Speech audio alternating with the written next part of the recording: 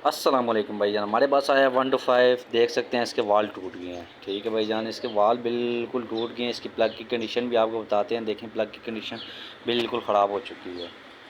जैसे ही आपको बताएंगे, नीचे देखें पिस्टन की हालत इसकी बिल्कुल ख़राब हो चुकी है। पिस्टन टूटा है वाल के अंदर, देखें बिल्कुल पिस्टन फारक हो चुका है। अभी इसका हम मुकम्मल इंजन खोल रहे हैं। मुकम्मल इंजन जैसे ही खोलेंगे फिर आपको बताएंगे कि इंजन में क्या ख़राबी आई है। इसका छोटा सा सिलेंडर भी क्रैक हो गया है।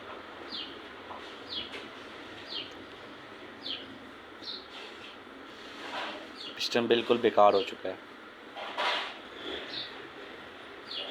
आप देख सकते हैं।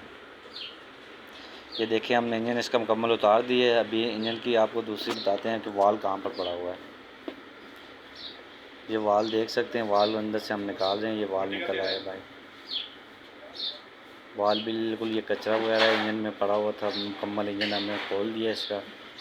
अभी हम जब इंजन फिट करेंगे फिर आपको गाड़ी को बताएंगे क्या प्रॉब्लम थी इसमें और किस वजह से वाल टूटा है। बहुत शुक्रिया भाईजान।